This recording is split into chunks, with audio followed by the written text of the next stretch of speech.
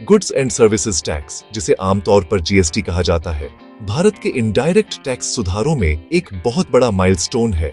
यह एक comprehensive, multi stage, destination based tax है जो हर वैल्यू एडिशन पर लगता है। इसे पूरे देश के लिए एक single domestic indirect tax law समझो। इसे लाने का सबसे बड़ा मकसद यह था कि सेंट्रल और स्टेट के कई टैक्सेस को एक सिंगल यूनिफाइड टैक्स स्ट्रक्चर में मिला दिया जाए। इससे इनिशिएटिव जो कॉम्प्लेक्स टैक्सेस का जाल था उसे आसान किया गया, जिससे बिजनेसेस के लिए कंप्लायंस आसान हो गया और कंज्यूमर्स के लिए सिस्टम में ज्यादा ट्रांसपेरेंसी आई, जिससे देश का इकोनॉमिक फ्रेमवर्क बेहतर हो गया। इसे एक ज्यादा एफिशिएंट और न्यूट्रल टैक्स सिस्टम बनाने के लिए डिजाइन किया गया है। इस यूनिफाइड टैक्स सिस्टम की शुरुआत 1 जुलाई 2017 को हुई, जो एक ऐतिहासिक तारीख है जब जीएसटी को पूरे भारत में ऑफिशियली लॉन्च किया गया था। इस बड़े सुधार को वन नेशन वन टैक्स के दमदार स्लोगन के साथ लाया गया था। इसका मुख्य उद्देश्य टैक्सेस के कैस्केडिंग इफेक्ट को खत्म करना था, जिसे अक्सर टैक्स ऑन टैक्स कहा जाता है, जो इनिशिएटिव वाले सिस्टम में एक बड़ी दिक्कत थी। पुराने सिस्टम में एक कंज्यूमर को सिर्फ प्रोडक्ट की वैल्यू पर ही नहीं, बल्कि प्रोडक्शन के शुरुआती स्टेज पर लगे टैक्सेस पर भी टैक्स देना पड़ता था।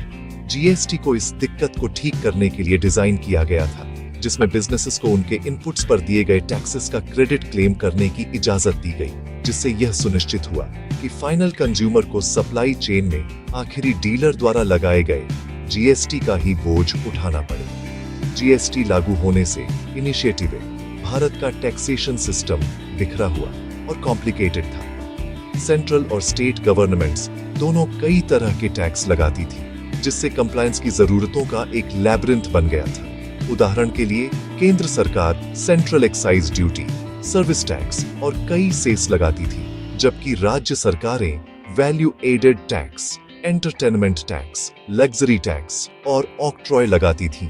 टैक्सेस की यह मल्टीप्लिसिटी न केवल कंफ्यूजन पैदा करती थी, बल्कि राज्यों के बीच गुड्स की फ्री मूवमेंट में भी रुकावट डालती थी। जीएसटी को लागू करना इन फिस्कल बैरियर्स को खत्म करने और गुड्स और सर्विसेज के लिए एक कॉमन नेशनल मार्केट बनाने की एक स्ट्रेटेजिक पहल थी।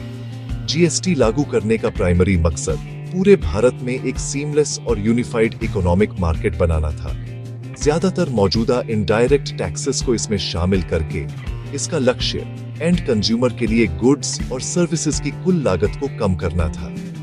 इस सरलीकरण से इकोनॉमिक एक्टिविटी को बढ़ावा मिलने, ease of doing business ranking बेहतर होने और बड़ी संख्या में इनफॉर्मल बिजनेसेस को फॉर्मल इकोनॉमी में लाने की उम्मीद थी।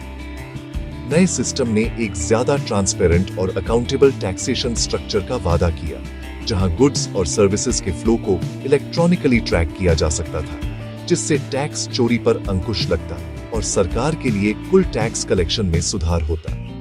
इसे इकोनॉमिक ग्रोथ और स्थिरता के लिए एक उत्प्रेरक के रूप में देखा गया था। भारत में गुड्स एंड सर्विसेज टैक्स का ढांचा एक ड्यूल मॉडल पर आधारित है, जिसका मतलब है कि सेंट्रल और स्टेट गवर्नमेंट्स दोनों को ट्रांजैक्शंस पर टैक्स लगाने और कलेक्ट करने का अधिकार है। इसी स्ट्रक्चर से जीएसटी के अलग अलग कंपोनेंट्स बनते हैं। इनिशिएटिव 2 कंपोनेंट्स हैं, सेंट्रल जीएसटी या सीजीएसटी और स्टेट जीएसटी या एसजीएसटी।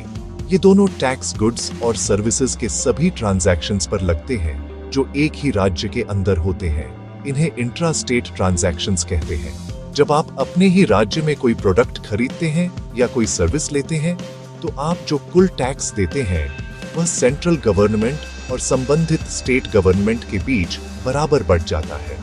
यह ड्यूल लेवी यह सुनिश्चित करता है कि दोनों स्तर की सरकारों को राज्य की सीमाओं के भीतर इकोनॉमिक एक्टिविटीज से उनके रेवेन्यू का हिस्सा मिले। उदाहरण के लिए सोचिए, आप मुंबई, महाराष्ट्र में एक रेस्टोरेंट जाते हैं और आपके खाने के बिल पर लगने वाला जीएसटी 5% है। ये 5% टैक्स 2 हिस्सों में बंटेगा। 2.5% सीजीएसटी के तौर पर कलेक्ट किया जाएगा, जो सेंट्रल गवर्नमेंट के खजाने में जाएगा, और बाकी 2.5% एसजीएसटी के तौर पर कलेक्ट किया जाएगा, जो महाराष्ट्र सरकार के पास जाएगा। ये साफ तौर पर अलग अलग करना केंद्र और राज्यों दोनों के लिए एक कंसिस्टेंट और प्रेडिक्टेबल रेवेन्यू स्ट्रीम सुनिश्चित करता है। CGST और SGST की दरें इनिशिएटिव से तय होती हैं और किसी भी प्रोडक्ट या सर्विस के लिए एक दूसरे का मिरर इमेज होती है, जिससे बिजनेसेस और कंज्यूमर्स दोनों के लिए कैलकुलेशन सीधी हो जाती है। ये सिस्टम स्पष्टता और टैक्स रेवेन्यू के न्याय संगत वितरण के लिए डिजाइन किया गया है। जब गुड्स या सर्विसेज एक राज्य से दूसरे राज्य में जाती है तो उस ट्रांजैक्शन को इंटरस्टेट सप्लाई कहा जाता है। ऐसे मामलों में एक सिंगल टैक्स लगता है जिसे इंटीग्रेटेड GST या IGST कहते हैं। ये टैक्स सेंट्रल गवर्नमेंट कलेक्ट करती है।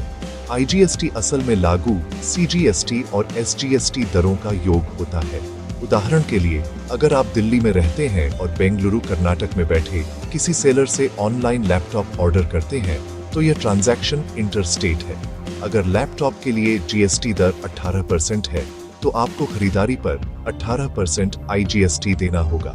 IGST का मकसद राज्यों के बीच इनपुट टैक्स क्रेडिट का सुचारू प्रवाह सुनिश्चित करना और इंटरस्टेट ट्रेड के टैक्सेशन को आसान बनाना है, जिससे राष्ट्रीय बाजार में टैक्स से संबंधित कोई रुकावट न आए। आखिर में, भारत के यूनियन टेरिटरीज में होने वाले ट्रांजैक्शंस के लिए जिनकी अपनी विधायिका नहीं है, जैसे चंडीगढ़, लद्दाख या अंडमान और निकोबार द्वीप समूह, एक खास टैक्स लगाया जाता है।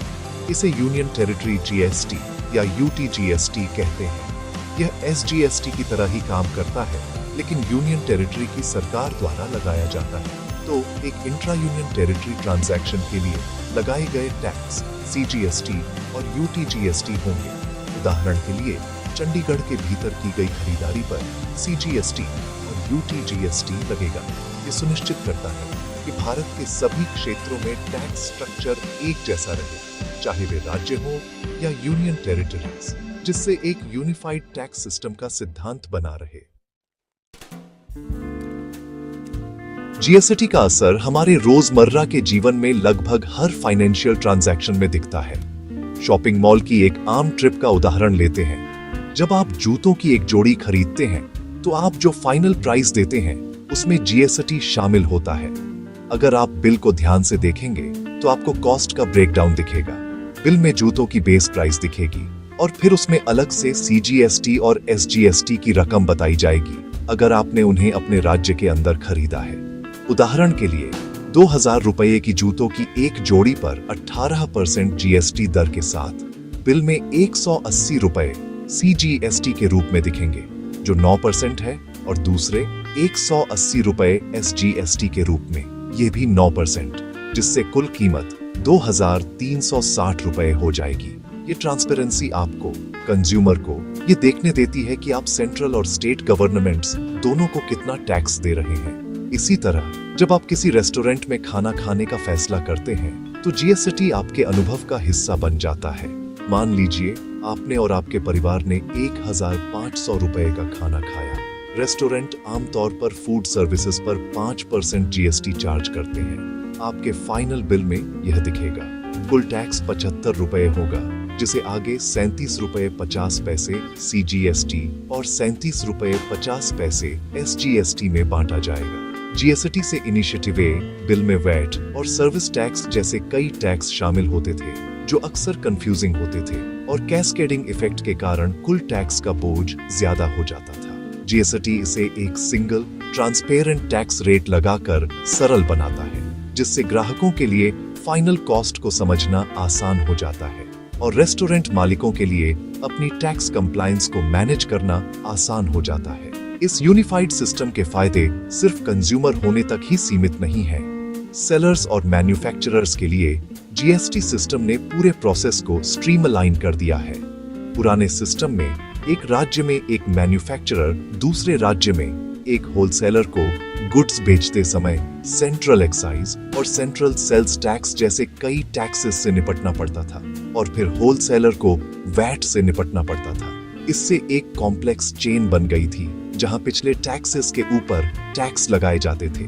GST के साथ ये पूरी प्रक्रिया सरल हो गई है। एक मैन्युफैक्चरर इंटरस्टेट सेल पर IGST चार्ज करता है और होलसेलर इस IGST को इनपुट टैक्स क्रेडिट के रूप में क्लेम कर सकता है जब वे गुड्स को आगे बेचते हैं, जिससे यह सुनिश्चित होता है कि टैक्स केवल हर स्टेज पर जोड़े गए मूल्य पर ही दिया जाता है। इनपुट टैक्स क्रेडिट की यह अवधारणा जीएसटी सिस्टम की रीढ़ है और बिजनेसेस के लिए एक महत्वपूर्ण फायदा है। इसका मतलब यह है कि सप्लाई चेन के हर स्टेज पर एक बिजनेस अपने आउटपुट पर चुकाए जाने वाले टैक्स को उस टैक्स की राशि से कम कर सकता है जो उसने अपने इनपुट्स पर इनिशिएटिव ही चुका दिया है।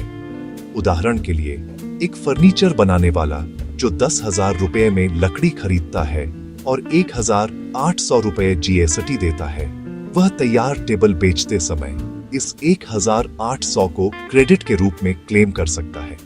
अगर टेबल 20,000 रुपए में बेची जाती है जिसमें कुल जीएसटी 3,600 है, तो बनाने वाले को सरकार को सिर्फ अंतर का भुगतान करना होगा जो 1,800 है।